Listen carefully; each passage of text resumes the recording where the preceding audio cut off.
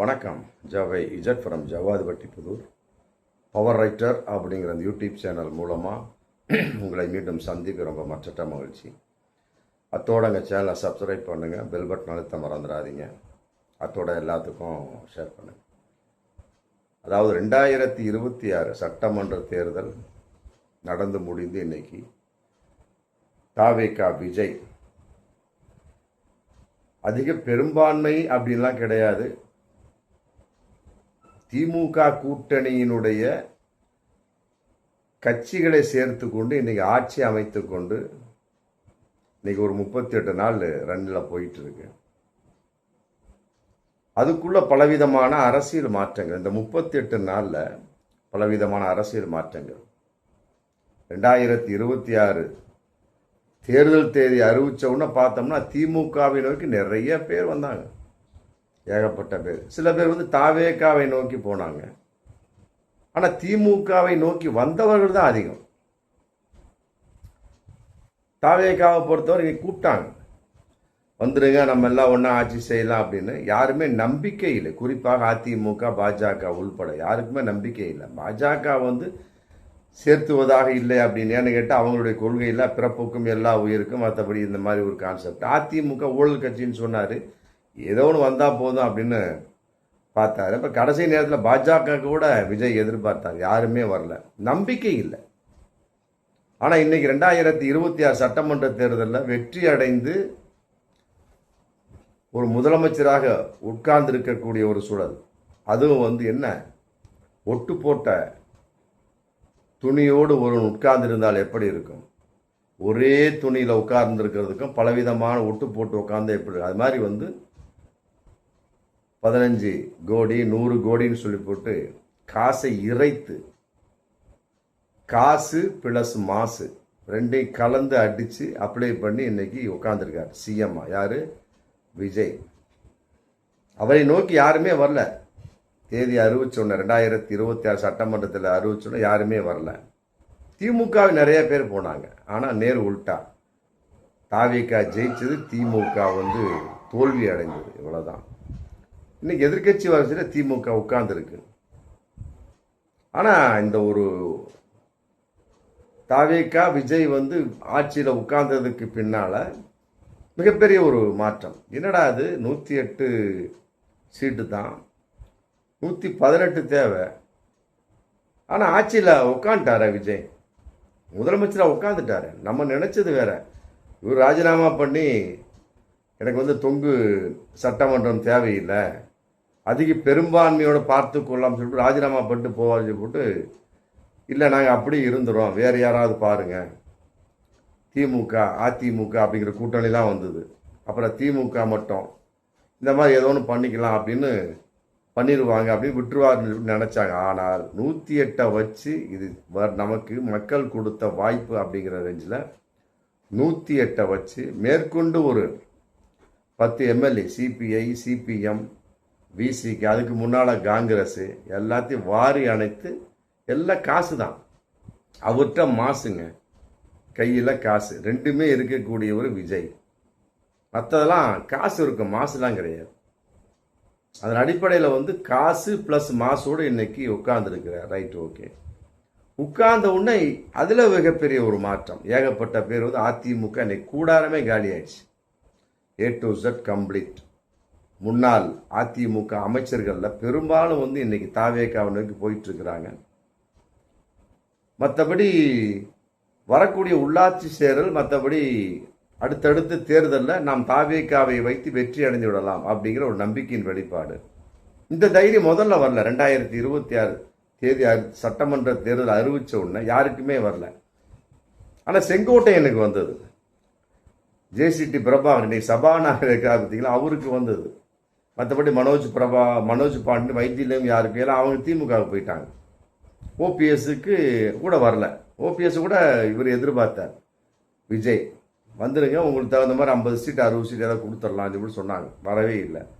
அவரு கூட திமுக தான் போனார், ஆட்சிக்கு வந்துடுவாங்கன்னு. நேரு உள்டா, தாவேகா ஆட்சி, திமுக தோல்வி, இந்த மாதிரி போயிட்டு இருக்கு. அதன் அடிப்படையில் இப்போ இந்த ஆட்சியில் உட்கார்ந்ததுக்கு பின்னால் ஒரு அதுக்கு ஒரு ஆதரவு வேணும் இல்லையா? டக்குன்னு ஆட்சியில் உட்கார்ந்தாரு. மற்றபடி சட்டசபையில் உங்களுடைய அதிக பெரும்பான்மையை காமிக்கணும், உங்களுடைய ஸ்ட்ரென்த்தை காமிக்கணும். அப்படிங்கிறப்ப ஃபஸ்ட்டு காங்கிரஸ் 5 எம்எல்ஏ செக்குன்னு போனாங்க. ஒரு பெரிய ஒரு அமௌண்ட்டு, அதெல்லாம் கைமாறி இருக்கும். அடுத்து சிபிஐ, சிபிஎம், விசிக, ஆமாம் திமுக கூட்டணியில் இருந்தாங்க. ஆமாம் போக மாட்டோம் அப்படின்னு சொல்லியிருந்தாங்க. அப்புறம் திமுகவினுடைய ஒரு ஒப்புதலோடு, இது ராஜாவுக்கு ஏன் தெரியவில்லைன்னு தெரியல, திமுகவுடைய ஒப்புதலோடு, மு.க. ஸ்டாலின் ஒப்புதலோடு, உதயநிதி ஸ்டாலின் ஒப்புதலோடு ஒன்று ஒன்றா போனாங்க. CBI, CPM. கடைசியில் போனது, இழுத்து பிடிச்சி போனது விசிக. எல்லாம் அமௌண்ட்டு தான், 15C, வேற ஒன்றும் கிடையாது. அமௌண்ட்டை வாங்கிட்டு போனாங்க. வன்னி அரசு இன்னைக்கு விசிக சம்பந்தப்பட்ட வகையில் போனதுக்கு பின்னால் அவருக்கு ஒரு பதவி, சமூக நலத்துறை அமைச்சர். போடுறது அங்கே உட்கார்ந்துருக்கிற பெருசு கிடையாது. ஆமாம், திடீரென்று காலவாரி விட்டா என்ன சொல்லி போட்டு அமைச்சர் கொடுத்துட்டா வேலை முடிஞ்சு. பணத்துக்கு பணம், ஆட்சியில் பங்கு, அதிகாரத்தில் பங்கு, அந்த அளவுக்கு போயிட்டான். ஏன்னா அதை சொல்லி தான் விஜய வர்றாரு. அதை சரியாக நிறைவேற்றி விட்டார். அடுத்து இந்திய யூனியன் முஸ்லீம் லீக், ஆமாம் 2 எம்எல்ஏ, ஒன்று பாபநாசம், ஒன்று வாணியம்பாடி. கரெக்டாக ஷாஜகானத்துக்கு உள்ள இழுத்து போட்டு சிறுபான்மை அந்த அமைச்சராக போட்டாங்க. அதன் அடிப்படையில் அதுலேயும் சில குழப்பங்கள்.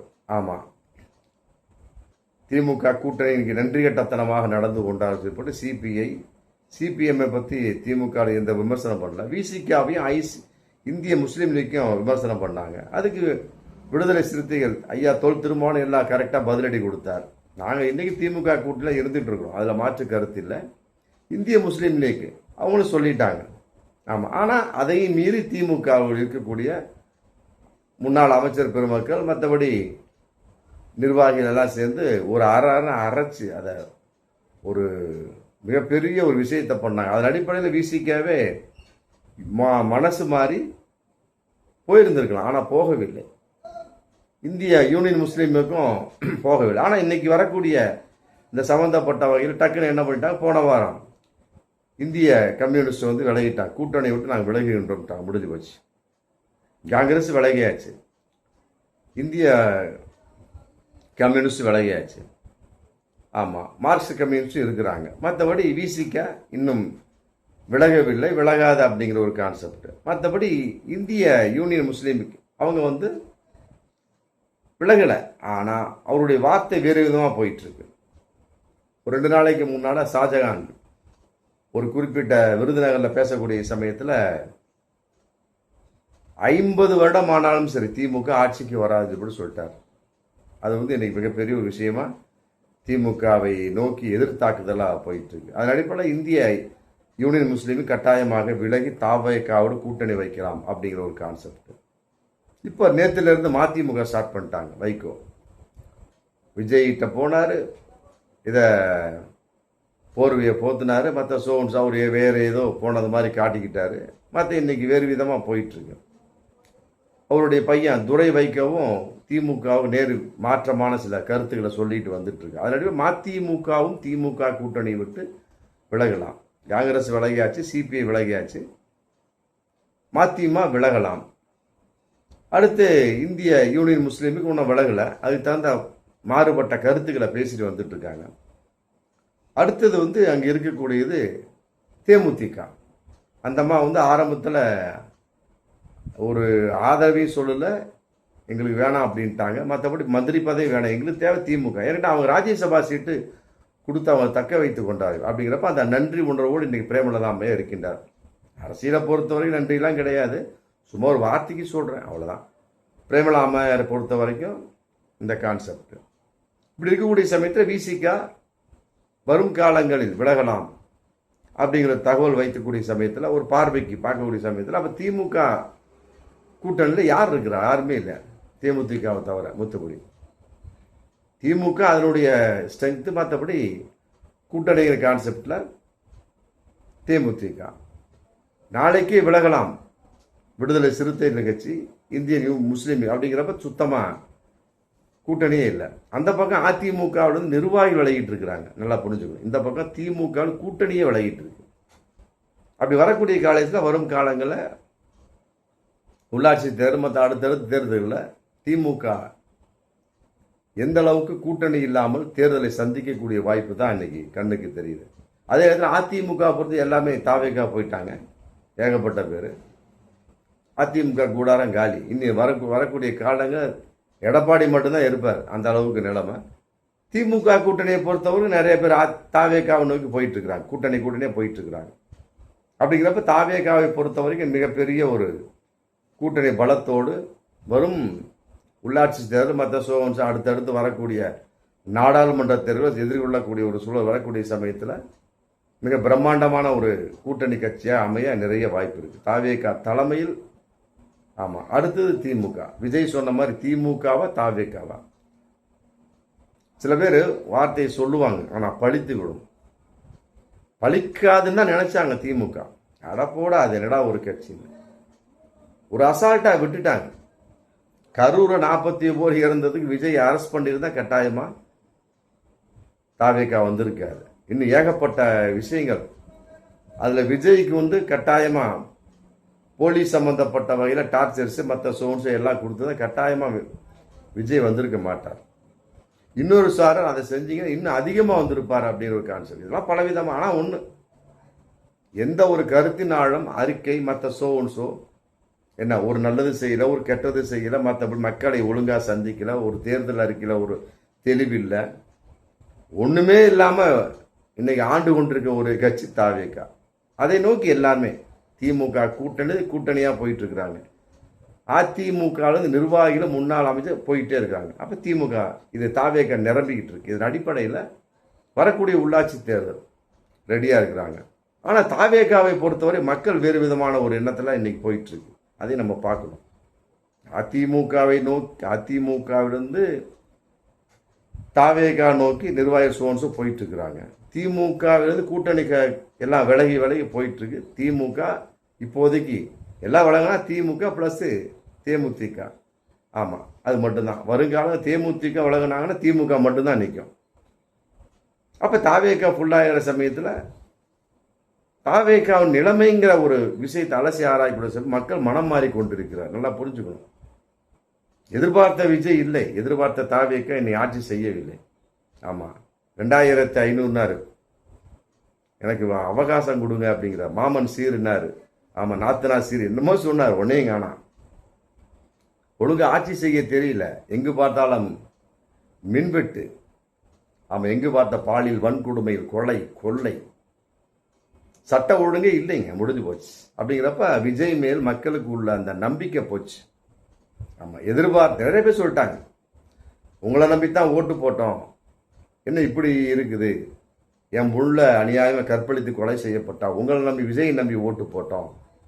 ஆமாம், அவர் உதவி செய்யவே இல்லை, விஜய் நம்பி ஓட்டு போட்டோம், எங்கள் வீட்டில் கொலை நடந்துருச்சு, இப்படி இருந்தீங்கன்னா நாங்கள் எப்படி பிழைக்கிறது அப்படிங்கிற மாதிரி மக்கள் இன்னைக்கு பேச ஆரம்பிச்சிட்டாங்க. அப்படிங்கிறப்ப உள்ளாட்சி தேர்தலில் தாவேகா பரவலாக ஜெயிக்க முடியுமா? அதான் நம்ம கேட்கக்கூடிய கேள்வி. நல்லா புரிஞ்சுக்கணும். திமுகவை நிறைய போனாங்க ஜெயிக்கல. இன்னைக்கு தாவேகாவுன்னு நிறைய வந்துட்டு இருக்காங்க. கேள்விக்கு ஜெயிக்குமா? யோசிக்கணும். திமுக பிளஸ் விசிக தேமுதிக வரும் காலங்களில் விசிக விலகி விடலாம், தேமுதிக விலகாது. அந்த அம்மா ராஜ்யசபா சீட்டு கொடுத்தனால அந்த நன்றி உணர்வோடு இருப்பாங்க. அந்த அம்மா ஆரம்பத்தில் எந்த வார்த்தையும் கொடுக்கல. ஆமாம், எங்களுக்கு ஆட்சியும் வேணாம் அதிகாரமும் வேணாம், திமுக மட்டும் போதும் அப்படிங்கிற அளவுக்கு. அதுவும் மாறலாமா அப்படிங்கிற காரணம் மாறினா திமுக மட்டும் தனித்து நிற்கும். ஆமாம், அப்போ தாவேகா மட்டும் தனித்து நின்ற வகையில் ஜெயிச்சாங்க பற்றி. அது மாதிரி திமுக தூக்கிட்டு வந்துருச்சு, என்ன பண்ண முடியும்? தாவேகாவை தூக்கி நிறுத்திய மக்கள் தாவேகா நிலைமை சரியில்லை, அவர்கள் ஆட்சியாளவே தெரியலீங்க, வந்தாச்சு அந்த கருத்துக்கு. இந்த 38 நாள் ஆட்சியில் போயிட்டு இருக்கு. அப்படிங்கிறப்ப வரக்கூடிய உள்ளாட்சி தேர்தலில் இன்னும் காலங்கள் இருக்கு. அப்படிங்கிறப்ப எல்லாத்தையும் நோண்டி நுரை மக்கள் வச்சுக்கிட்டு திமுக ஜக்குன்னு கொடுத்தாங்கன்னா அங்கே போனால் அத்தனை பேரும் ஃபனால் முடிஞ்சு. தாவேகா அப்படி தானே வந்தது, அதே மாதிரி திமுக வந்துடும். ஆமாம், அப்படி ஒரு நிலைமை இன்னைக்கு போயிட்டு இருக்கு. அதன் அடிப்படையில் வரக்கூடிய காலங்களில் ஒவ்வொரு தேர்தலும் தாவேகா விசிறி அடிக்கப்படலாம், திமுக தூக்கி நிறுத்தப்படலாம். அப்படிங்கிற ஒரு தகவல் இன்னைக்கு தெரியுது. அதன் அடிப்படையில் வந்து மக்களுடைய மனம் மாறுவதற்கு நிறைய வாய்ப்பு இருக்கு. எப்படி அமைதியாக இருந்து தாவேக்காவை தூக்கி விட்டாங்களோ, யாருமே கணிக்க முடியாத அளவுக்கு இந்திய டுடே தவிர, அதை போல அமைதியாக இருந்து திமுகவை வரும் காலங்களில் மக்கள் தூக்கி நிறுத்துவார்கள் என்பதுதான் பகிரங்கமான உண்மை. பார்ப்போம் மீண்டும் அடுத்த வீடியோ. நன்றி.